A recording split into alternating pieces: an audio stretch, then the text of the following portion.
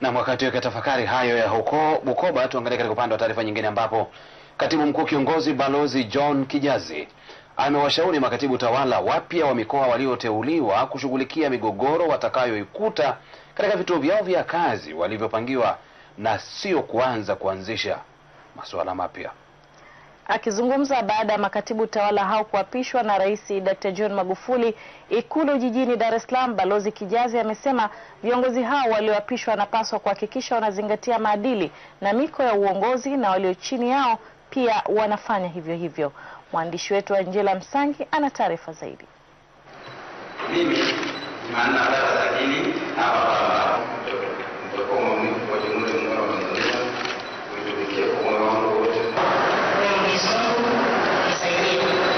makatibu tawala hao wapya walioapishwa Ikulu jijini Dar es Salaam ni pamoja na Richard Kwitega anayekwenda mkoa wa Arusha, Celestine Gesimba mkoa wa Geita, Amatus Msole mkoa wa Kagera na mhandisi Aisha Amor anayekwenda mkoa wa Kilimanjaro. Wengine ni Zuberi Samataba anayekwenda mkoani Pwani, Albert Msovela mkoa wa Shinyanga, Dr. Angelina Lutambi anayekwenda mkoa wa Singida, Jumanne Sagini mkoa wa Simiyu, Dr. Tean Tara anayekwenda mkoa wa Tabora na mhandisi Zena Saidi anayekwenda mkoani Tanga. Baada ya kuapishwa na Rais Magufuli, makatibu tawala hao wapya wa mikoa walikula kiapo cha ahadi ya uadilifu.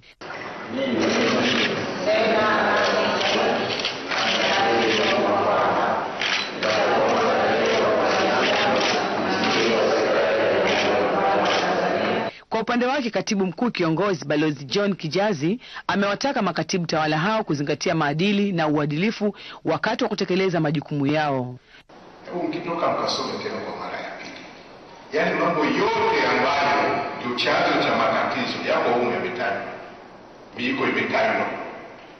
Ukiyazingatia wala hayatatokea matatizo. Lakini kama tutayapitia kwa kurashia kwamba yameandikwa huko then kuyafuatilia na kuzingatia kwamba kweli mnayatekeleza, yatatokea matatizo tu mbele ya safari. Baadhi ya makatibu tawala hao wa mikoa wapya walioapishwa wamezungumzia uteuzi wao na kuahidi kufanya kazi kwa kufuata maadili.